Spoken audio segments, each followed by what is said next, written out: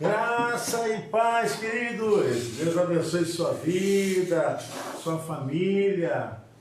É muito bom estar aqui com vocês nessa quinta da vitória, quinta da palavra profética, profetizando em tempo de crise. É aqui que nós estamos. Vai convidando os amigos, vai convidando os irmãos. Nós vamos hoje analisar um texto no livro do Apocalipse.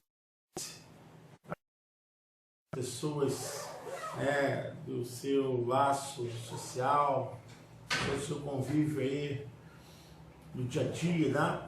Convide aí as pessoas, vamos participar desse culto, em nome de Jesus. Eu creio que já está bem perto de nós retornarmos aos nossos cultos normais. Acredito que Deus já está colocando o seu poder, dando direção para que passemos por uma outra etapa.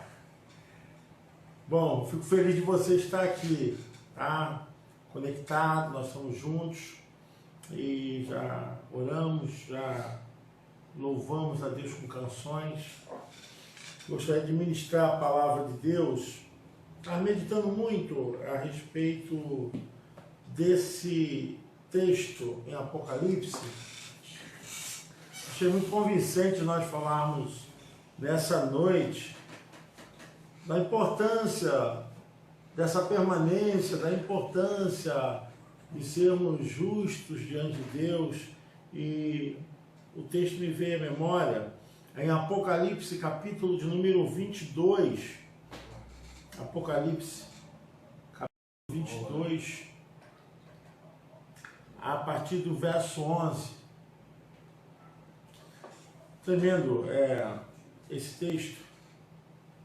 Quem é injusto, faça injustiça ainda.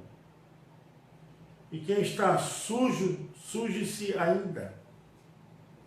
E quem é justo, faça justiça ainda. E quem é santo, seja santificado ainda. E eis que cedo venho, e o meu galardão está comigo para dar a cada um segundo a sua obra. Eu sou o Alfa e o Ômega, o princípio e o fim, o primeiro e o derradeiro. Bem-aventurados aqueles que lavam as suas vestiduras no sangue do Cordeiro, para que tenham direito à árvore da vida e possam entrar na cidade pelas portas.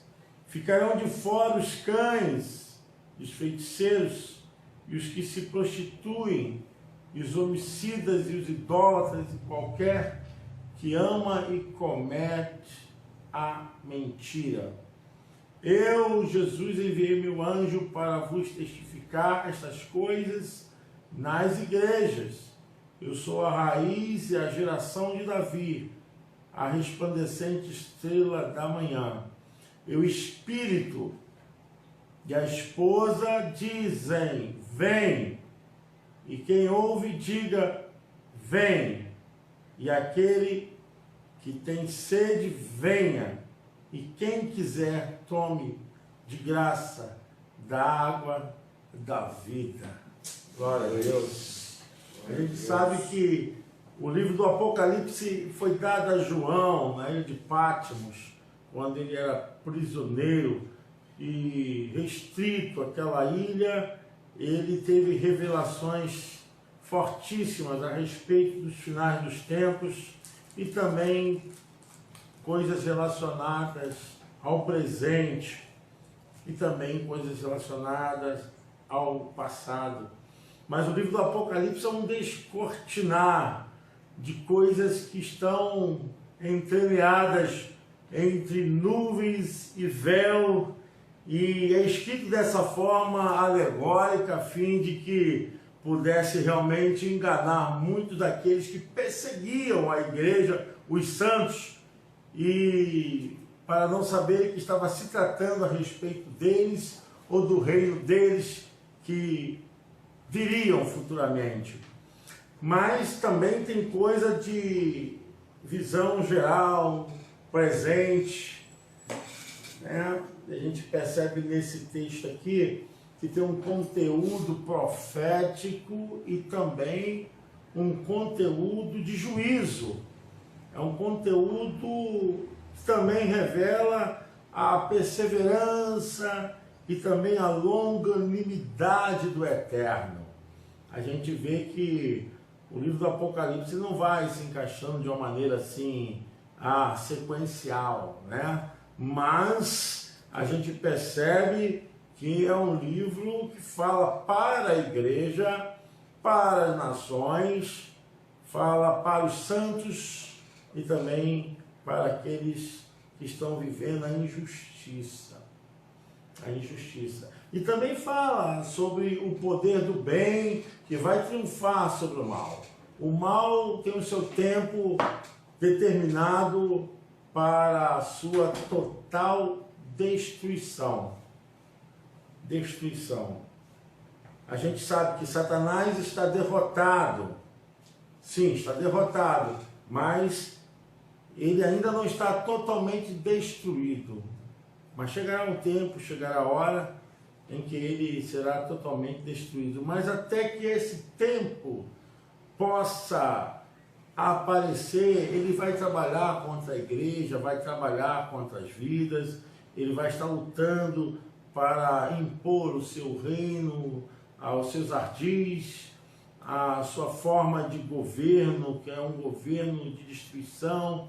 E a gente vê nesse texto aqui justamente essa evidência. Quem é injusto, faça injustiça ainda, e quem está sujo, suje-se ainda. Este versículo aqui soa uma mensagem dura, né? Soa uma mensagem bem forte, porque não tem nesse texto uma passagem para recuperação. Não tem aqui um trabalho em que possa abrir uma porta para arrependimento.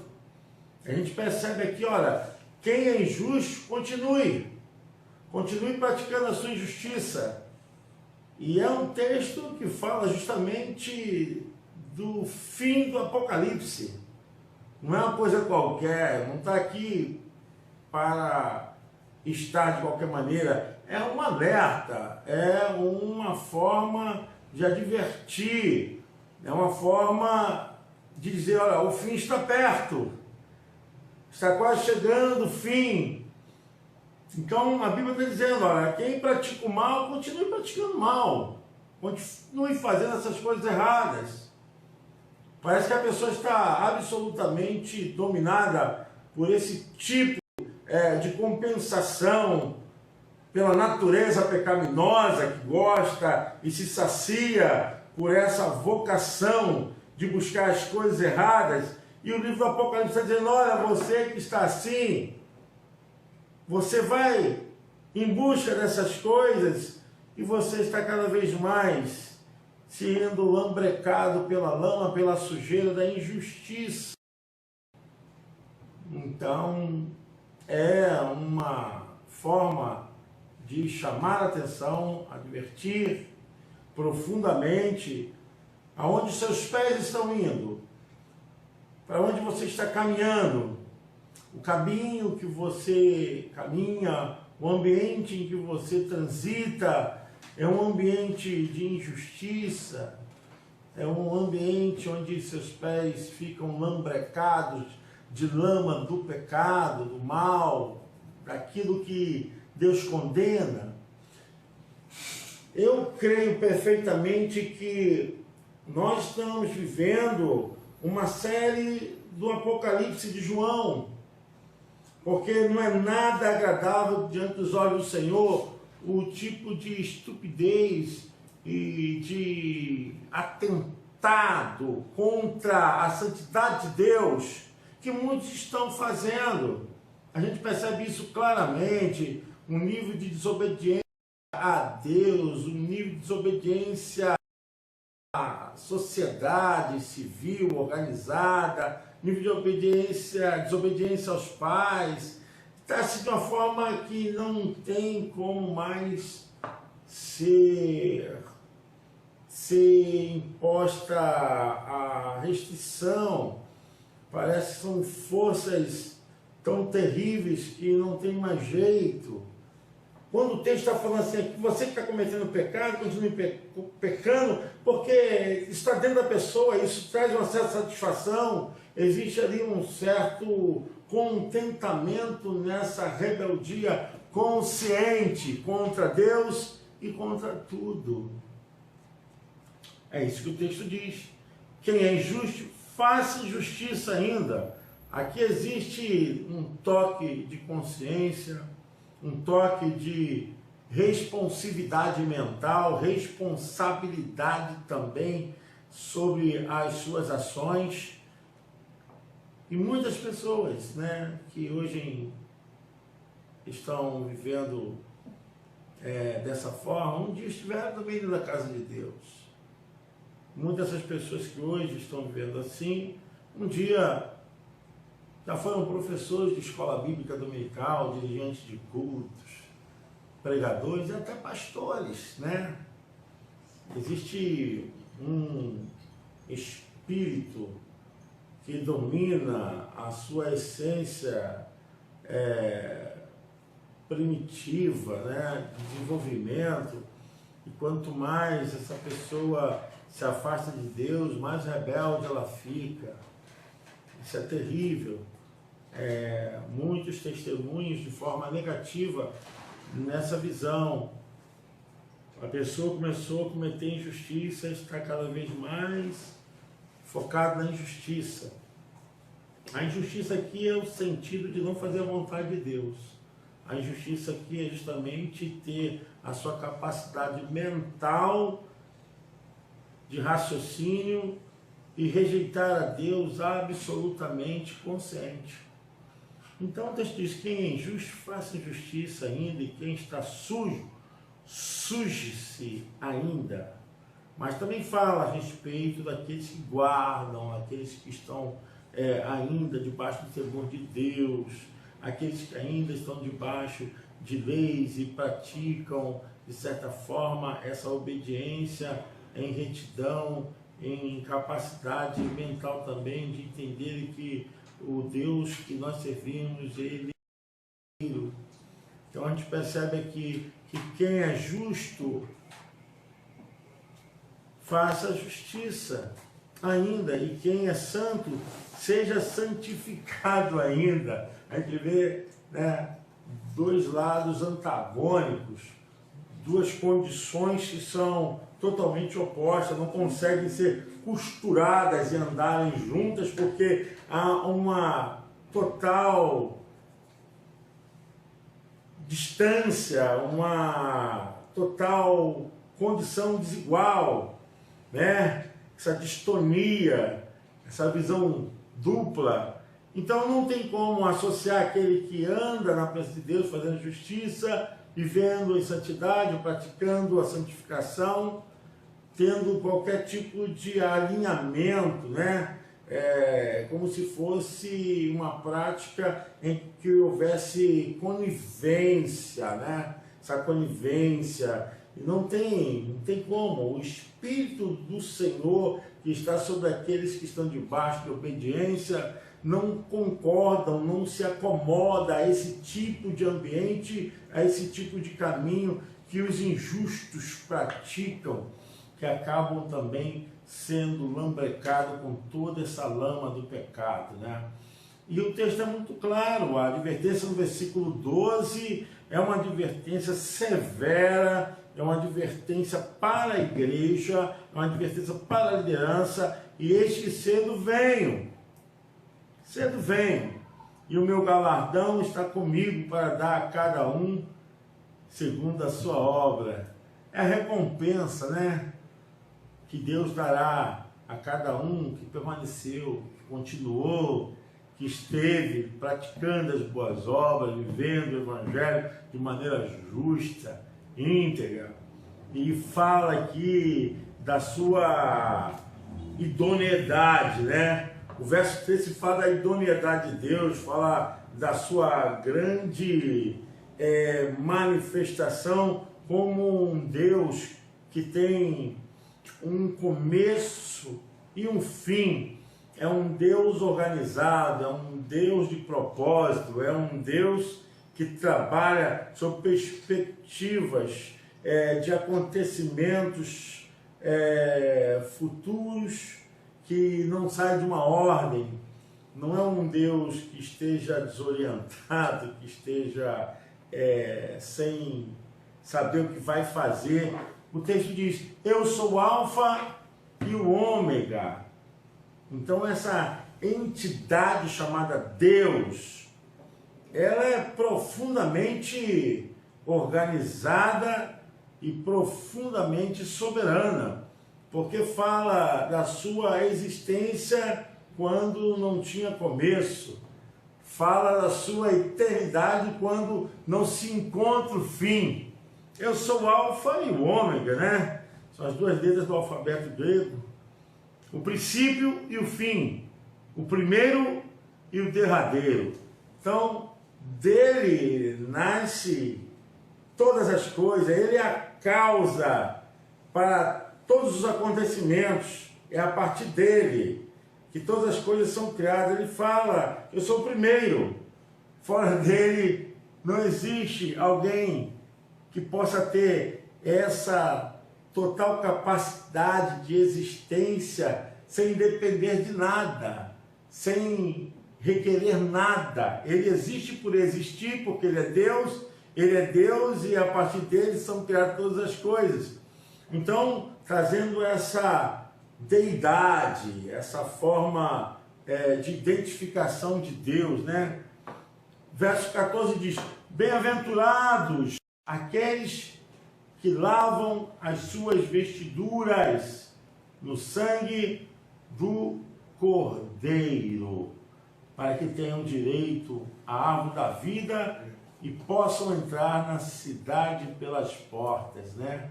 Aqui fala profundamente desse revestimento, do reconhecimento do que Cristo fez por nós. Através do seu sangue, nossas vestes espirituais foram santificadas, nossas roupas espirituais foram transformadas. Por isso que a Bíblia diz: felizes são aqueles que lavaram as suas interioridades, as suas consciências, suas vidas espirituais no sangue daquele que é o Cordeiro de Deus, né? O Cordeiro num sentido aí totalmente expiatório. É a visão do sacrifício. E eu quero até tocar um pouco a respeito disso, porque fora dele não há vida, fora dele não há salvação. Jesus Cristo é o único Senhor, soberano sobre todas as coisas, porque o que ele fez ninguém pôde fazer, ninguém conseguiu fazer, mesmo dado a lei, mesmo enviados os profetas, ninguém conseguiu cumprir, mas em Jesus todas as coisas foram concretizadas. Em Cristo todas as coisas foram conclusivas. E o texto diz bem claro que bem-aventurados aqueles que tiveram a experiência com Ele, que passaram a ter agora uma vida relacional com Ele, que lavaram suas consciências, que tiveram um encontro para a purificação dos seus pecados através do sangue do Cordeiro de Deus, Jesus Cristo. E é por meio dele que nós temos direito, acesso, temos então uma permissão pelo seu sangue, porque ele é o caminho, ele é que nos conduz. O texto é muito claro: para que tenham direito à árvore da vida. Aqui é extremamente tipológico, né? Tipológico. A árvore da vida está relacionada ao próprio Cristo, Senhor, o Verbo encarnado, porque é por meio dele que nós temos acesso à entrada da cidade e pelas portas. Me faz lembrar muito o caminho que se fazia para a entrada do tabernáculo. Primeiro que aquela entrada do tabernáculo era chamada caminho. E para você chegar até o altar do sacrifício, acontecia o perdão dos pecados, acontecia então a absolvição de maldições, e Deus ali aplacava a sua justiça através da representatividade dos animais e perdoava os pecados. Então nós temos aquela passagem até o altar do sacrifício, nós temos aquele lugar chamado caminho. É justamente isso que a Bíblia diz. Por meio dele nós temos entrada, né? Por meio dele temos entrada, chegamos até o altar do sacrifício, passamos pelas portas da cidade. Tem uma advertência fortíssima aqui, e às vezes eu fico pensando se as nossas pregações elas têm chegado a esse nível de exortação, têm chegado a esse nível de conhecimento para propalarmos a verdade, porque a verdade é que permanece.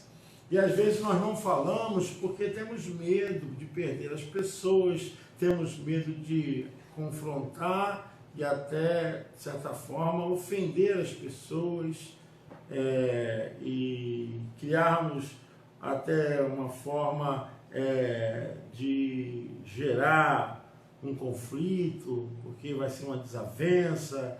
Isso pode expor uma coisa que a pessoa não está pronta para ouvir, mas não precisamos falar disso. Isso aqui não pode estar aqui. Aí muitas pessoas falam assim, mas isso é lógico. Aí o lógico fica como se fosse um objeto num lugar, numa sala. É lógico, mas eu sou de uma teoria que o lógico tem que ser falado. Eu sou de um pensamento que o lógico tem que ser comentado.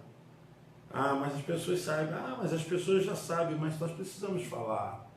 Porque senão o lógico vai ficar simplesmente como um objeto, como uma coisa que a gente sabe, mas não comenta, e fica lá sem qualquer utilidade. É disso que eu quero falar. E o texto não nos permite pregarmos omitindo essa realidade. É uma realidade. O texto diz, ficarão de fora os cães e os feiticeiros, e os que se prostituem, e os homicidas, e os idólatras, e qualquer que ama e comete a mentira. Então João, na visão da Nova Jerusalém, ele fala também de umas ações que serão requeridas, e também fala da qualidade de espécie de pecados que as pessoas podem cometer contra Deus e achar que não tem problema. Mas tem sim, querido, querida. Tem problema para mim, tem problema para você, tem problema para todos nós. E a Bíblia diz, ficarão de fora, né? Os cães aqui, a interpretação são de pessoas perversas, pessoas rebeldes contra Deus. Então a gente olha aqui que na medida que se aproxima o fim, baseado em João, no livro do Apocalipse, há uma advertência muito grande em relação a essa coisa que as pessoas vão se acostumando, que é o pecado. Mas quando a gente vai ler mais à frente, parece que nasce um prisma, né? Nasce um brilho, uma oportunidade que se estende para que essas pessoas sintam a necessidade de ouvirem e de atenderem esse convite. O verso 17 diz assim, e o Espírito e a esposa, o Espírito Santo e a esposa, a igreja, dizem, vem, e quem ouve, diga, vem. E quem tem sede, venha. E quem quiser, tome de graça da água da vida. E a gente vê que esse versículo, ele é totalmente uma mensagem presente. Ele não tem uma visão escatológica, ele está falando aqui de futuro, ele está falando de presente, né? Ele está falando de um chamamento que é agora entendido, que o tempo para vir é agora. Porque diz, olha, se você consegue ouvir, venha. Se você consegue entender e você quiser tomar dessa água de graça da vida, venha. Porque agora é nesse momento. Então há uma revelação futurista, mas ao mesmo tempo nos traz essa compreensão de uma mensagem que tem que ser abordada com o seu conteúdo para que as pessoas possam se ver hoje. Não dizerem, amanhã eu vejo isso, depois eu resolvo isso. Não, porque o amanhã nós não teremos tempo. O amanhã não nos pertence.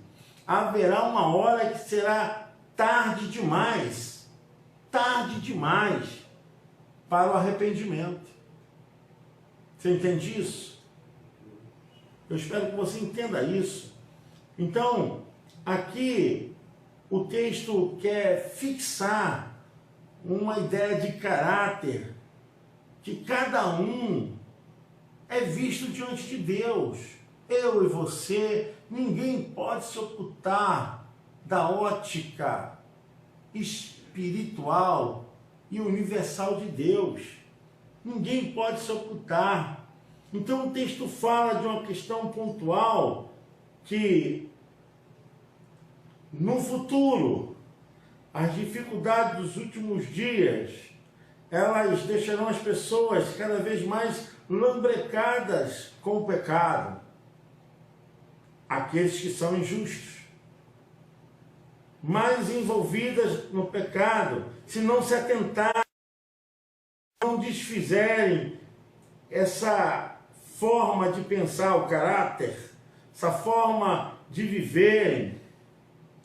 E esse momento que o indivíduo está tendo agora, no futuro, será impossível. Impossível. E é isso que o texto diz. Se a hora de mudar é agora, se o tempo de beber da água da vida, do trono de Deus é agora. Porque o tempo do fim está próximo. O tempo do fim está próximo.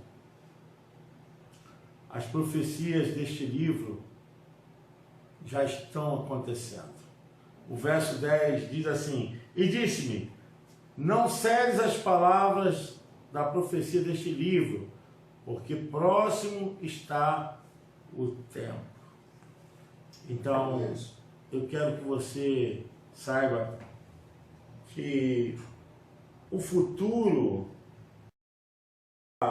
as questões que nos envolvem através de oportunidades, isso não nos pertence. Eu quero declarar aqui algo dentro desse texto, dentro desse lambrecar de pecados. Quem é injusto, faça injustiça ainda, e quem está sujo, suje-se ainda. Eu quero falar sobre isso aqui.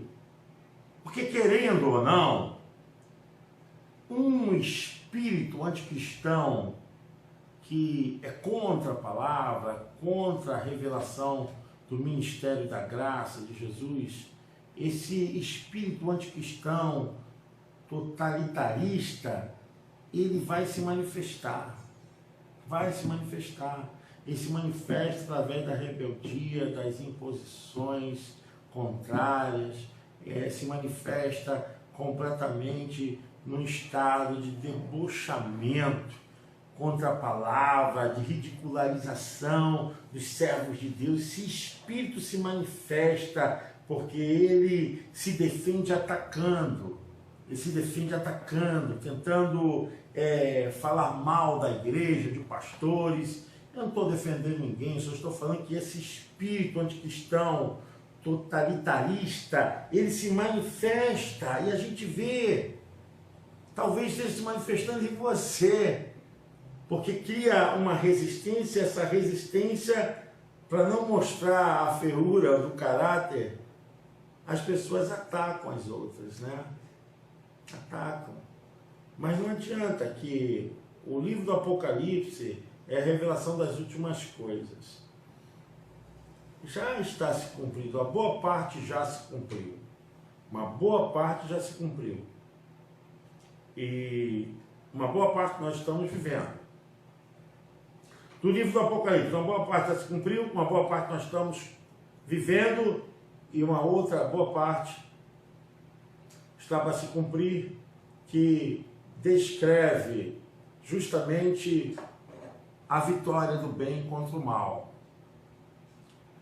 A luta de Deus e Satanás, a vitória de Deus contra Satanás.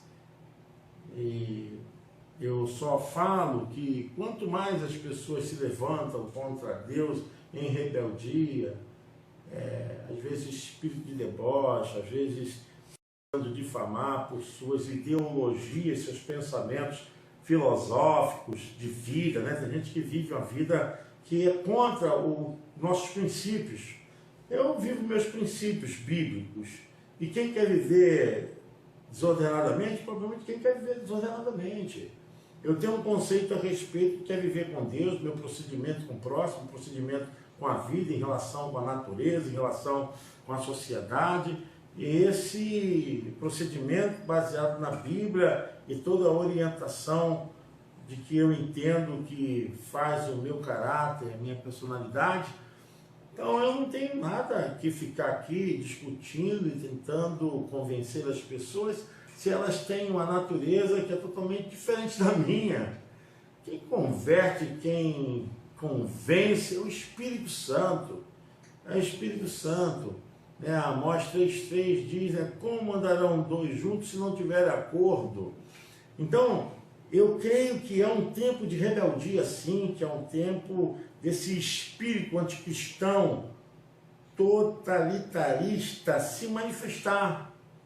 Se manifesta de forma ideológica, filosófica, através de conhecimento. E muitas pessoas, elas tiveram conhecimento bíblico, tiveram conhecimento a respeito de Deus, mas hoje negam essa verdade porquanto não querem contradizer com o estado que estão vivendo agora, de seu modo de ser, do caráter que estão assumindo.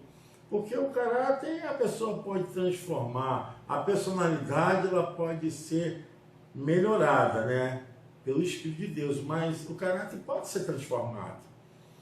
Mas eu quero deixar essa palavra para você. O tempo está próximo. O tempo está próximo. Eu quero deixar esse texto do livro do Apocalipse aqui para você pensar, analisar. E essa mensagem ela é profética, porque quando no versículo 10 o anjo fala a João para que não celes, Olha, essa é a voz do Eterno. E ela é para que não feche, não celes o livro, Porque existe um tempo para proclamação, porque se selasse seria o fim. Então o texto é muito claro em falar, olha, não vai ser selado, não vai ser aqui finalizado. A mensagem de Deus tem que ser proclamada, tem que ser para todos os crentes, para todas as igrejas e para todas as pessoas. E eu quero dizer isso, que ainda há um prisma de oportunidade, há uma porta aberta. E o texto fala, olha, quem tem sede, vem. A Bíblia vai encerrando com essa forma, o versículo 20. Aquele que testifica estas coisas diz certamente cedo venho. Amém. Ora, vem, Senhor Jesus. E a Bíblia termina com uma promessa, um apelo, um anseio que todos possam vir e diante dessa condição confessarem que Jesus Cristo é o Senhor. Aqui resplandece verdadeiramente o ministério de Jesus, aqui mostra o triunfo, que ele vai reinar para sempre com a sua igreja, aqui mostra a nossa imutável esperança jubilosa expectativa de estarmos com Ele para sempre. Amém? Deus te abençoe. Espero que você tenha aprendido um pouco mais, possa colocar em prática essas verdades do livro do Apocalipse. Eu quero orar por você. Vamos orar? Vamos falar com Deus? Senhor Deus e Pai, muito obrigado por essa oportunidade de estar com os meus irmãos através, Senhor Deus, desse meio, através dessa live, Senhor. Pai, nos permitindo chegar em seu lar, nos permitindo chegar à sua vida. Meu irmão, receba graça, misericórdia, bondade, aprenda com as Escrituras, creia nas promessas de Deus. Esse tempo faz parte do relógio escatológico de Deus, faz parte dos acontecimentos, crises, dificuldades, elas existiram, existem e existirão. Então permaneça firme, nós estaremos aqui juntos, em nome de Jesus, através da palavra, levarmos conforto, ajuda, palavra de salvação, de cura, de libertação sobre a tua vida, sobre a tua família. Eu desejo uma noite maravilhosa, bendita.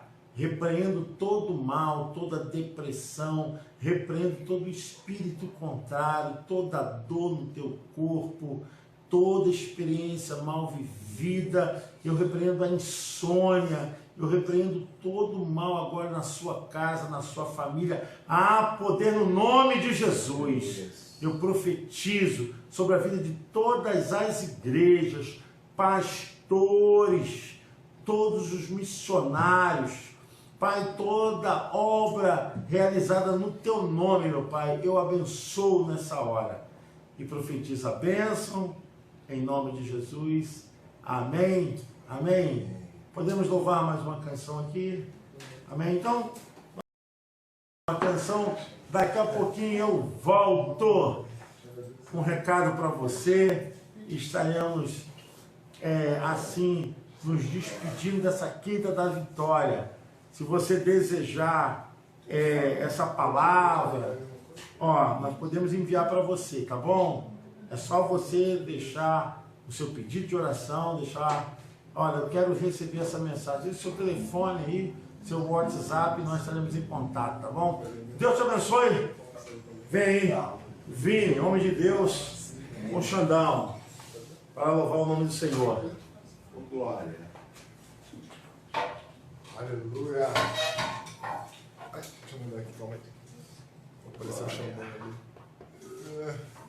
Você pode se colocar de pé, saudade de falar isso, né? Deus. Vamos se colocar de pé. Vamos louvar então o Senhor com alegria. Aleluia.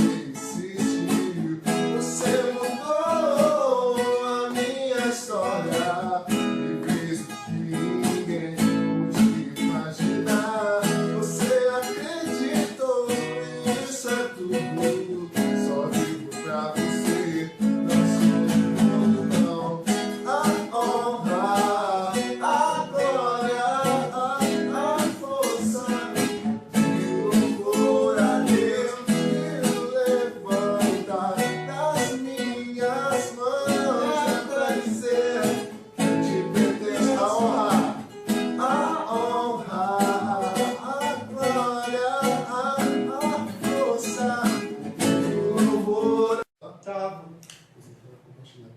Oh, glória a Deus! É assim mesmo. Vai melhorar. Tá bom? Deus te abençoe. Nós queremos que você tenha uma noite de paz.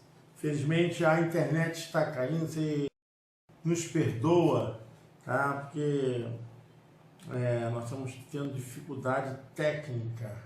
Muita gente mandando mensagem, reclamando, mas felizmente dependemos da internet. Mas que bom que você retornou. Quero orar por você, dizer que nós estamos em oração pela nossa nação. Dia 1º às 12 horas nós estamos fazendo uma convocação, que você possa fazer um clamor, né? Essa mensagem aí para a sua igreja, para o seu pastor, na sua casa. Meio-dia estaremos orando pela nação. Dia 1º de abril estaremos orando pela nação. Então eu conclamo o povo de Deus para essa grande chamada para o avivamento, que é a oração. Deus te abençoe, te dê uma noite de paz. Se tiver algum pedido de oração, deixe conosco. Se querendo falar comigo, telefone ao 021 98 657 7636. 98 657. É isso aí, tá caindo, mas voltamos. Vamos orar, daqui a pouquinho a gente estará se despedindo. Senhor, leva-nos em paz os nossos lares, abençoe as famílias, abençoe, Senhor Deus, a nossa nação, abençoe, Senhor Deus, os governadores de todo o Brasil, prefeitos, no estado, temos que estar unidos. Abençoe, meu Pai. E que a graça do nosso Senhor e Salvador Jesus Cristo, o grande amor de Deus, o nosso amado e eterno Pai, e que a doce, a maravilhosa presença do Divino Espírito Santo esteja com você hoje e para todo sempre. Você pode dizer amém? Amém. Deus te abençoe. Tchau. Paz. Fique com Deus. Até amanhã, às 8 horas, tá bom? Tchau.